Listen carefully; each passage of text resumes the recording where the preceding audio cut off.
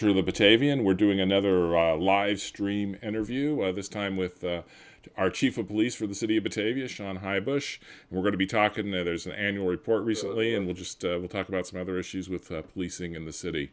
So, Shawn, welcome to our live stream. Thanks for joining us. Thank you for having me. Good. So first of all, just start off talking. Let's talk about the annual report you just issued. We put up some information last week about it, but haven't had a chance to really talk about it. Tell us kind of why you did it, what's in it, and what we can learn from it. Yeah, sure. So, since I got here in 2012, I've been meaning to update our annual report and put one out. Unfortunately, just staffing and time constraints didn't allow me to do that. And kind of as I put in my email to you, I still don't have the staffing or the time to do it, but I did it anyway. I think it came out pretty nice. I'm pretty excited that we got a good product out there. Really what I wanted to do is share with the community just how busy their police department is, kind of overall look at the organization as a structure, and share with them just basic information about policing in the city today. Unfortunately, as we move through this, I guess fortunately, when we start, putting out a few more of these, we'll be able to do some comparisons to this report. I was able to put out, a few comparisons in the report itself, but not near the detail that I would really like to see. Really, I learned that, we do a lot of different things throughout the year in the community. Only a portion of what we actually do is reflected in this report. So there's a lot of calls for service that aren't reflected in here. The guys and gals here are extremely busy. They're extremely dedicated to their job. Just the number of hours that actually go into the calls and the numbers that are behind here is overwhelming.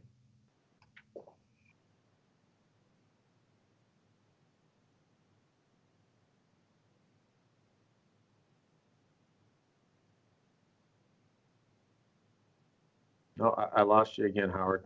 And this time I think it's you.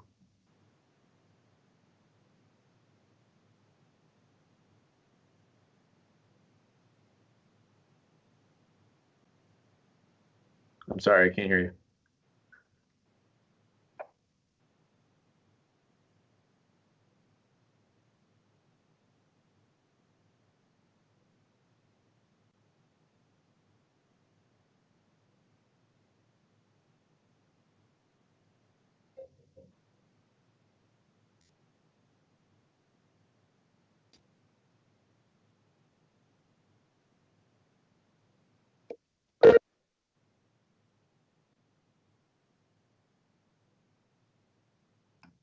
My audio checks out fine on my end, but I'm still not hearing you.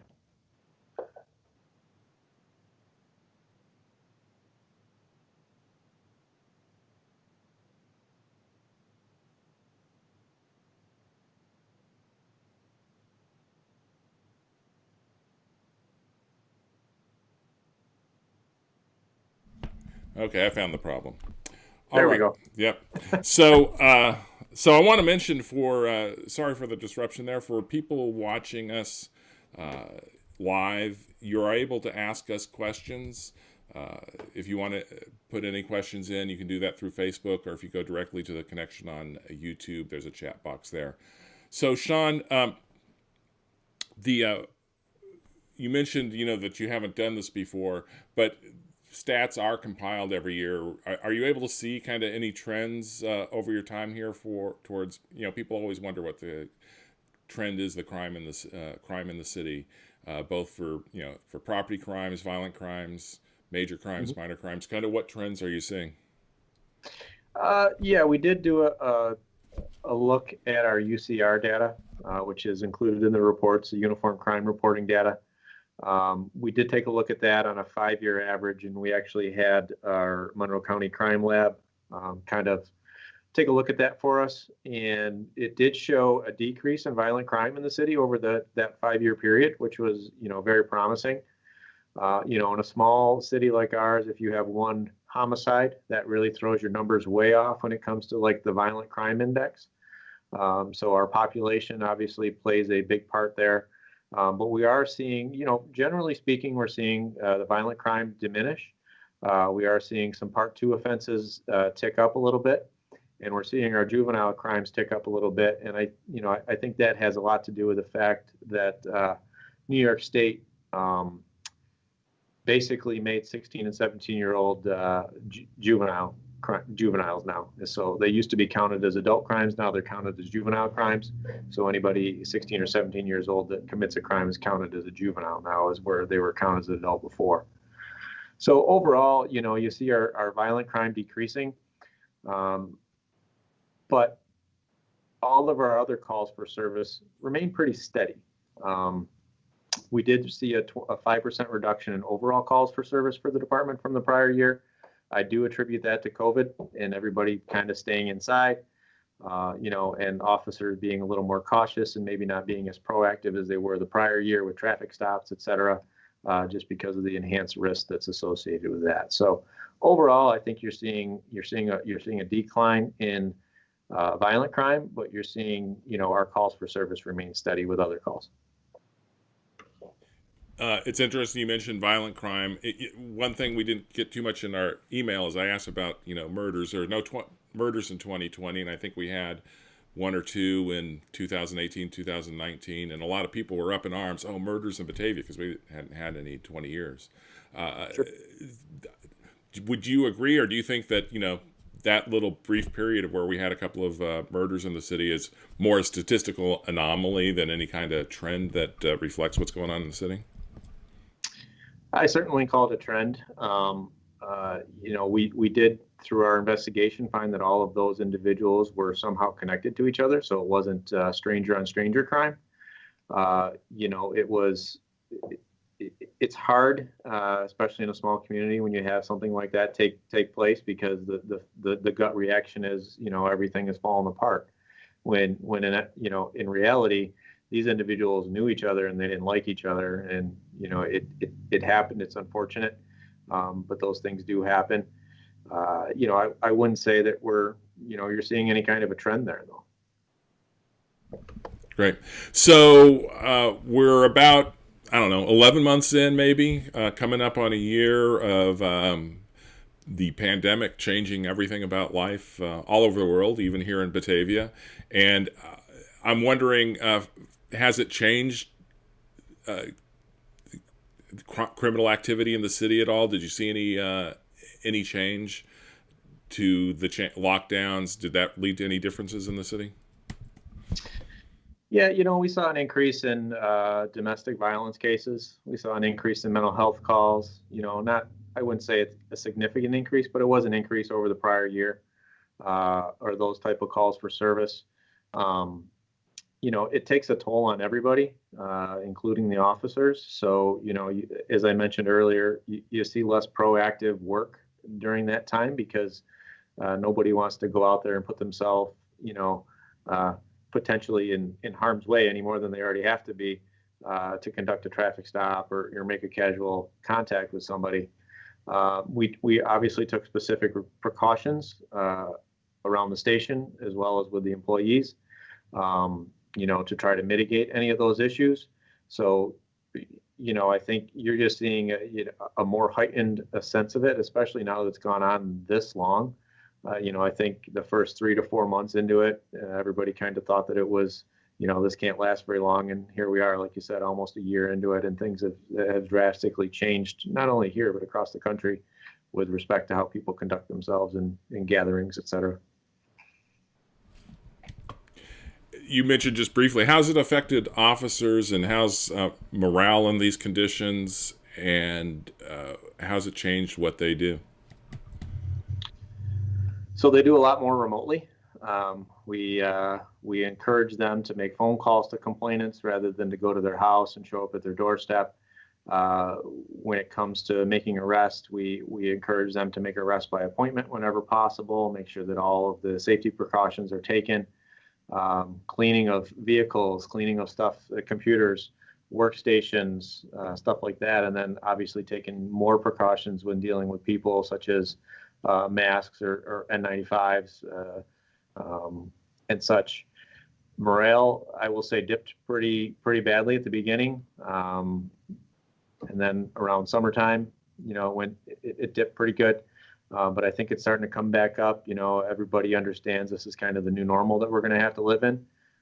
So they're dealing with it the best that they can. They're professionals, and they're going out there and doing their job every day. You mentioned the summer, and that reminds me. We had the March for Justice, and there was a lot going on in the country around police work then. We're going to talk about the stakeholders group, but it just kind of what's been the discussion with the officers, and how have they reflected on what our nation and our community went through last summer? Sure. So the discussion has been just keep doing what you're doing, because we are, the city of Batavia's name hasn't been in the national discussion, which is good. These incidents that have taken place in other locations haven't happened in the city of Batavia. It hasn't happened here for a reason, because we are a small community, and we care for the community, and the officers take their job extremely seriously and act professionally, in all situations. And that's what we're trying to drill into their heads and everybody's is those things haven't taken place in the city of Batavia, and there's a reason they haven't taken place here, and that's been acknowledged. Moving forward with the stakeholder group, I think we had a wonderful group of individuals that came together and had good discussions about the issues, about the policies and procedures, and the race issues in the city of Batavia. And moving forward, I think we're well in hand to continue our conversations. That's great. And I do have a question related to the stakeholders group, but you're mentioning that we haven't had those incidents. Reminds me, we've had this conversation before that City of Batavia, Sheriff's Office, State Police here. I've covered multiple incidents where it feels like, or it looks like, a police officer would have been justified in using very violent force, if not lethal force. And there's been a great deal of restraint there. And one issue that's a year old now, it was just about a year ago, we were standing out in the cold on Liberty. And that was, I was just talking to somebody about that today. That was a situation that easily could have put Batavia in the national spotlight. And I think a lot of people don't understand, because, there's still some criticism at the time about why not just rush the house and why not take a more aggressive approach. And, there's a guy who is still alive because the police did not take that action. Have you reflected on that? What did you guys learn from that incident? Yeah, I think we learned we did the right thing. Honestly, you're absolutely right. We got a lot of reaction, some good, some bad. Quite honestly, there was quite a few comments that were a little discouraging. That why didn't we just shoot the guy? Why didn't we just rush the house? This, that, and the other thing.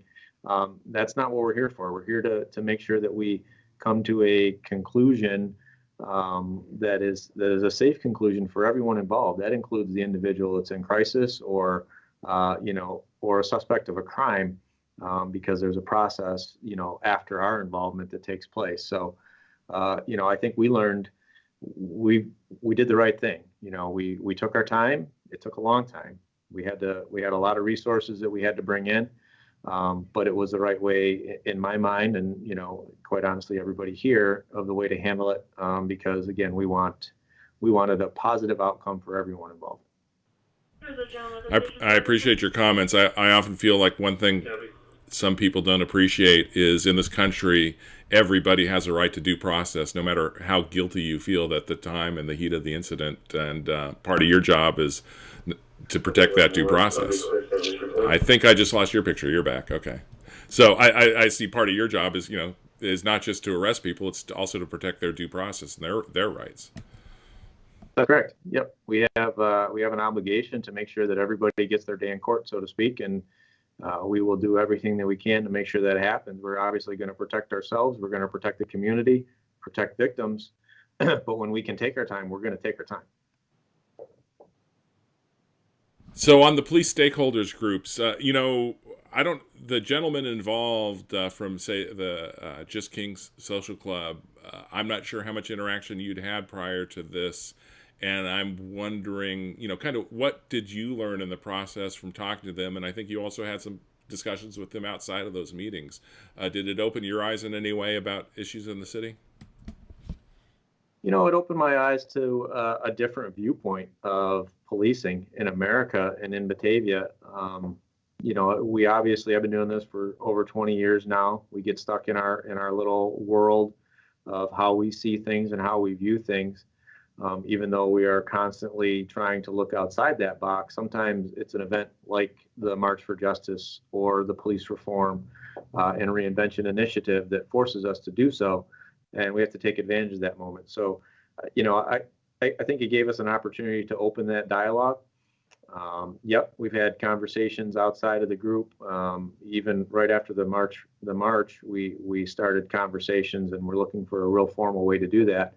And the executive order happened to come down, which was actually ideal timing in that respect.